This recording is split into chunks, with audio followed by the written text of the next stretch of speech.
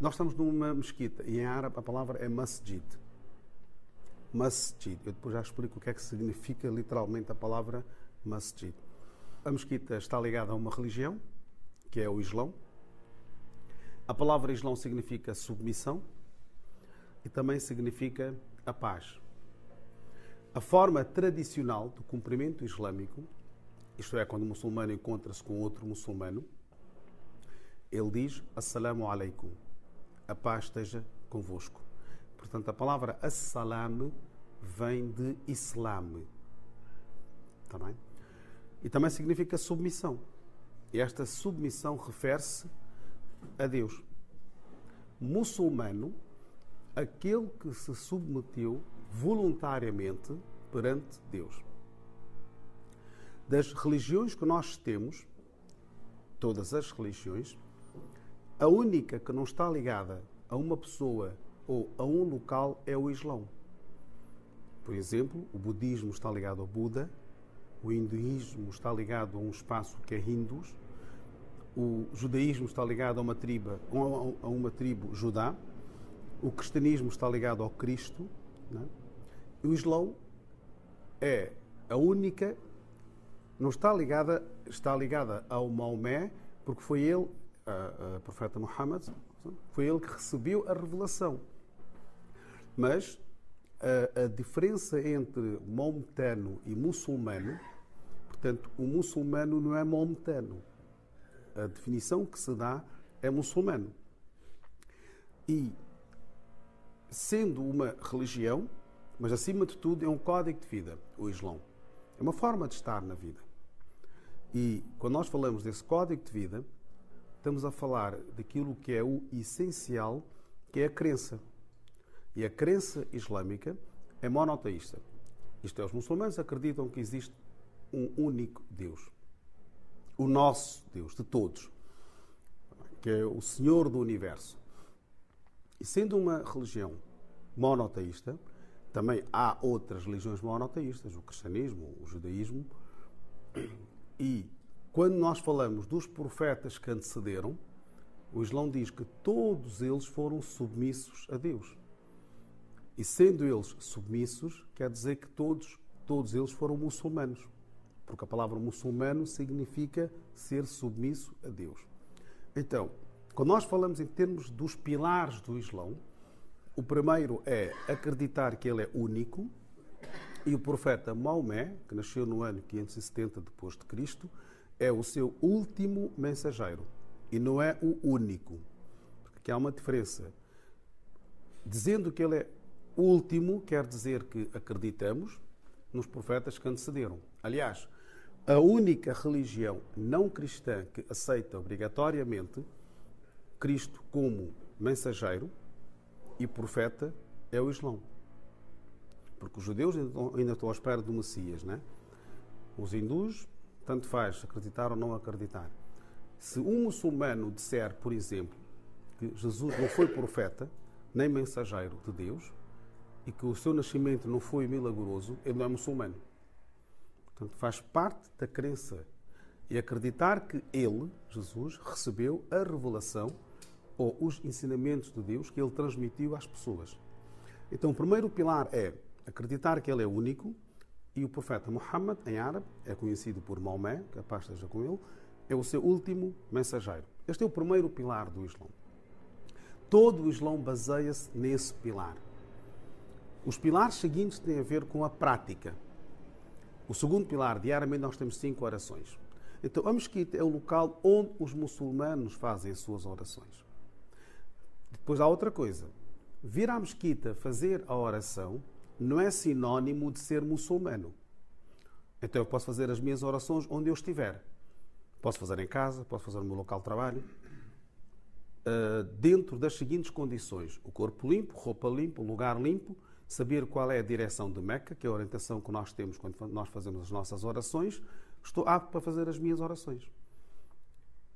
É claro que, preferencialmente, a mesquita é o local apropriado para fazermos as orações. E o tempo de cada oração é de 10 minutos. 5 orações por dia, 10 minutos cada oração. De 24 horas dedicamos 50 minutos para as nossas orações. Só que cada oração tem a sua hora. A primeira é antes do nascer do sol, a segunda quando o sol passa ao meio-dia, a terceira antes do pôr do sol, a quarta é ao pôr do sol e a última é à noite.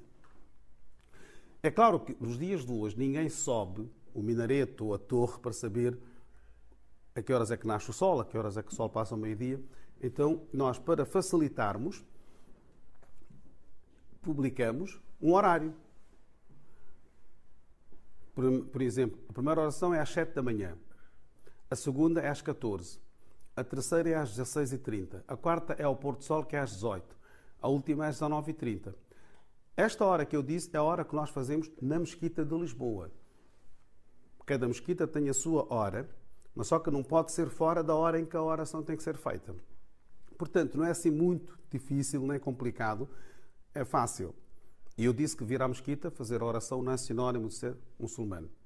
A oração é um diálogo com o Criador. E depois na sala de culto falamos um pouco mais sobre a oração. Então nós estamos a falar dos pilares do Islão. O terceiro pilar é a caridade. Ajudar as pessoas que mais precisam, as pessoas que mais necessitam. E o Islão fixou uma porcentagem. Essa porcentagem é anual. 2,5%. De ano a ano, fazemos o balanço da nossa atividade, do rendimento que a pessoa teve, do lucro que a pessoa teve, daquilo que ganhou. E, ao fim do ano, faz o balanço da sua atividade, teve lucros, ou do rendimento que teve, separa 2,5%. Pega nesta quantia e dá às pessoas que mais precisam e que mais necessitam. Atenção, a caridade obrigatória, que é o terceiro pilar do Islão, com essa caridade, com essa verba, não se pode construir mesquitas nem lugares de culto. É para as pessoas mais necessitadas, mais carenciadas.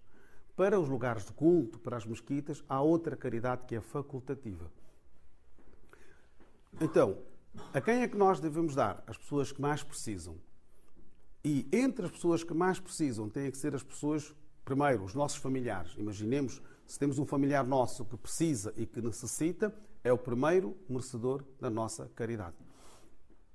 O quarto pilar é o jejum no mês de Ramadão. O Ramadão é o 9º mês do calendário islâmico. O calendário islâmico é um calendário lunar. Os meses lunares têm 29 ou 30 dias, não têm 28 nem 31 dias. É como funciona o calendário lunar. Um ano lunar tem 355 ou 56 dias. Muito bem.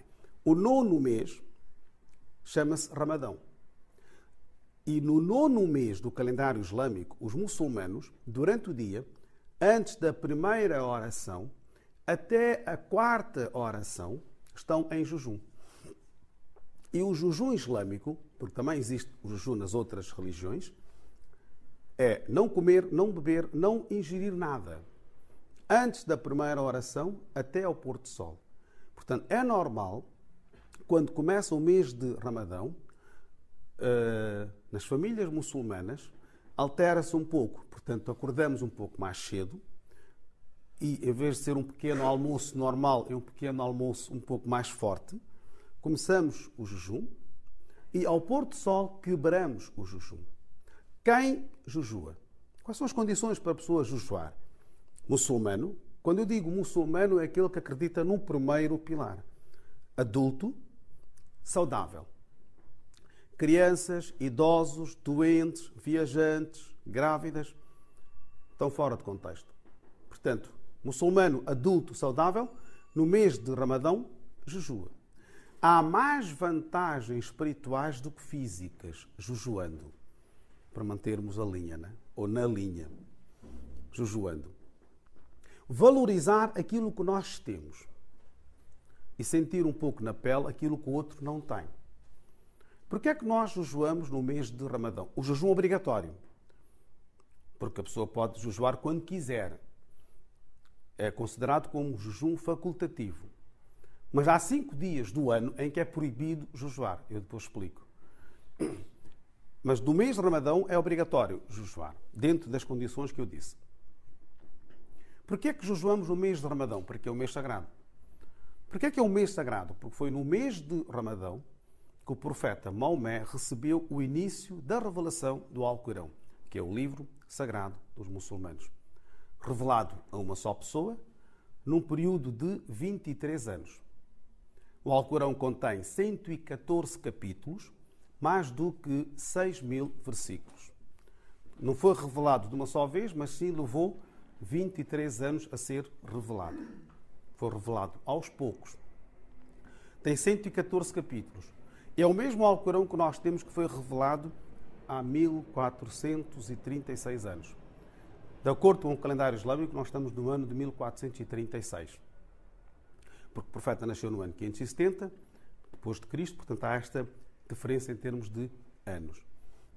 Então, o início da revelação, isto é, pela primeira vez, quando veio o arcanjo Gabriel a revelar o Alcorão, só revelou 5 versículos. Por isso é que o mês de Ramadão tem outro nome, que é o mês do Alcorão, que é o mês da revelação do Alcorão. E como o calendário lunar é um calendário móvel, nunca calha na mesma época do ano. Portanto, recuamos sempre 10 a 11 dias.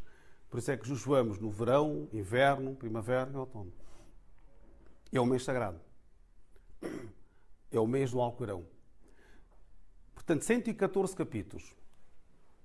É interessante.